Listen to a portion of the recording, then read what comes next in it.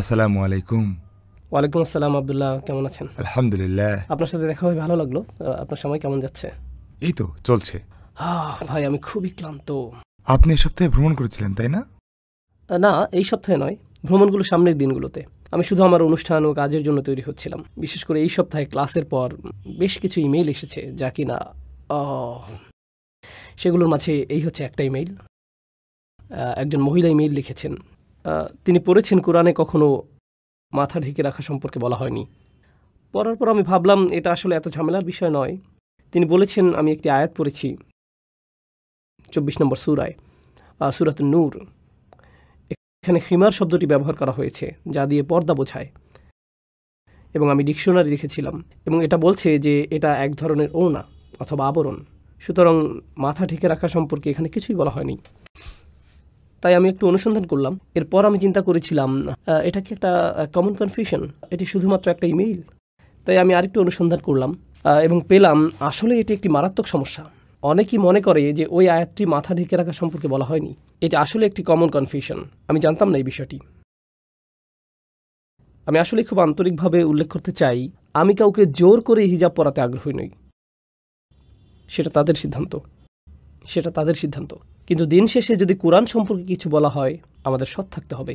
কিছু লোক আছে যারা কোরআন দিয়ে এমন কিছু বোঝানোর চেষ্টা করেন যা আসলে এটা বোঝায়নি, এবং কিছু লোক আছে যারা প্রকৃতপক্ষে কিছুই জানেন না।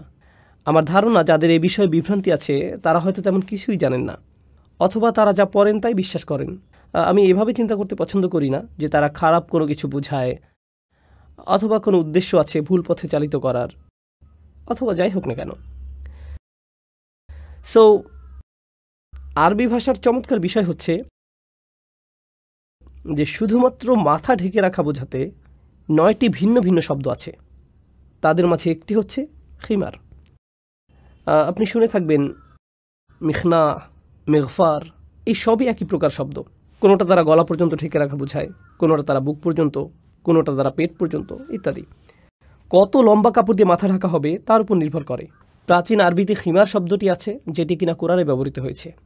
আমি সাধারণভাবে হিজাব শব্দটি ব্যবহার করি। হিজাব প্রকৃতপক্ষে মাথা ঢেকে রাখা বোঝায় না। এই শব্দ প্রকৃতপক্ষে বোঝায় এক ধরনের আবরণ। যেমন একটা দেয়াল হতে পারে হিজাব, জানালার পর্দা হতে পারে একটা হিজাব। হিজাব শব্দটি একটি প্রতীক হয়ে দাঁড়িয়েছে, কিন্তু কোরআনের শব্দ এটি নয়। এমনকি আরবরাও এই শব্দটি এইভাবে কখনো ব্যবহার করেনি। সুতরাং শব্দটি হচ্ছে খিমার। এই শব্দটির একটা চমৎকার বিষয় হচ্ছে এই শব্দটি দিয়ে মাথা ঢেকে রাখাও বোঝায়, যেমন মাথা এবং আরও কিছু অংশ। ইসলামের পূর্বেও এই শব্দটি ব্যবহার করা হয়েছে। পুরুষ লোকেরাও খিমার পরিধান করত। তাদের পাগড়ির অন্যতম একটি নাম ছিল খিমার। পাগড়িটি যদি একটু লম্বা হয় এবং প্রায় পেট পর্যন্ত নেমে আসে, পুরুষ লোকেরা এটাকে খিমার বলতো। এটি অত্যন্ত চমৎকার বিষয়। মহিলাদের ভিন্ন ফ্যাশন ছিল, অথবা যাই হোক। একটি উল্লেখযোগ্য বিষয়, ইসলামের পূর্বে মহিলারা ব্যান্ডানা টাইপের এক ধরনের জিনিস ব্যবহার করত। তারা পেছনের চুলের গোছার সাথে এটি বাঁধত এবং এটা পিঠের মাঝখান পর্যন্ত যেত। সুতরাং তারা সামনের দিকে আবৃত করত না, পেছনের দিকটা আবৃত করত। এটাকেও খিমার বলা হতো। এখন কোরআন বলছে যে তাদের উচিত খিমার ব্যবহার করা এবং তাদের সামনের দিকে ব্যবহার করা, তাদের বুকের উপর দিয়ে।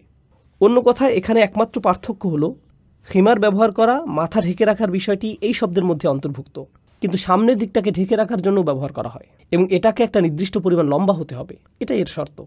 কেউ হয়তো যুক্তি দেখাতে পারবে যে না না না, খিমার শব্দটা দিয়ে শুধুমাত্র ওড়না বোঝায়, এটা মাথা ঢেকে রাখা বোঝায় না। আপনি কি খামর শব্দের সাথে পরিচিত?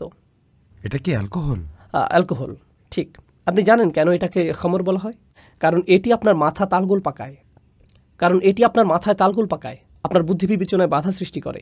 এবং মদকে খামর বলা হয় কারণ এটা আপনার মনে তালগোল পাকায় এবং মাথা ব্লক তৈরি করে। এটা এমন যেন তোমার মাথা কোনো কিছু দিয়ে আচ্ছাদিত আছে। এটা শব্দার্থের একটা অংশ। আমরা এমনকি ইসলামিক অর্থ সম্পর্কে বলছি না, আমরা স্বয়ং আরবি ভাষা সম্পর্কে বলছি। তখনকার সময়ে তারা দেখছিল কিছু আশ্চর্য রঙের ঘোড়া, গলা থেকে সম্মুখভাগে সাদা এবং বাকি অংশ বাদামি রঙের। তারা বলতো এই ঘোড়াটি মুতাখাম্মির, এটাকে মনে হচ্ছে একটা খিমার পরিধান করে আছে। তাহলে আপনি কিভাবে এটাকে ব্যাখ্যা করবেন? ঘোড়ার কোনো ওড়না পরিধান করা থাকে না, সাদা অংশটুকু একটু লম্বা এবং এটা মাথা থেকে গলার শেষ পর্যন্ত আবৃত করা আছে। সুতরাং এই জন্যই তারা এটাকে বলছে খিমার। এটা ইতিমধ্যে ভাষার অন্তর্ভুক্ত হয়েই আছে। কিন্তু দুর্ভাগ্যের বিষয় হলো যখন অনুবাদকরা বলে তাদের উচিত নেকাব বুক পর্যন্ত টেনে দেয়া। আচ্ছা, একটা নেকাব হতে পারে একটা ওড়না বা হতে পারে অন্য যে কোনো রকমের কাপড়, এবং অনুবাদগুলো মাথা ঢেকে রাখার বিষয়টি উল্লেখ করে না, কিন্তু আরবি শব্দ তা উল্লেখ করে। তাই আমি বুঝতে পারি অনেক বিভ্রান্তি আসে, কারণ লোকেরা মূল ভাষার প্রতি যথেষ্ট মনোযোগ দেয় না, এবং কিভাবে অনেক অনুবাদী বিষয়গুলোকে অতিমাত্রা সাধারণ করে ফেলে। এবং আমরা একটি মারাত্মক সমাপ্তিতে আসছি। আপনি এই সব কিছু কারো কাছে ব্যাখ্যা করার পরও সে হয়তো বলতে পারে আমাকে কি পড়তে হবে না পড়তে হবে এগুলো সম্পর্কে বলার আপনি কে? কোনো কিছু বলার জন্য আমি কেউ না, কিন্তু আমি চাই লোকেরা এটা জানুক যে এখানে কোরআনে যে শব্দটি আছে আরবিতে এর অর্থ কী। তবে আপনি যদি মনে করেন আরও ভালো কোনো প্রমাণ আছে, আপনি যদি মনে করেন এখানে আরবিতে অন্য কোনো অর্থ আছে, তাহলে হয়তো আপনার এটা আমাকে বলা উচিত।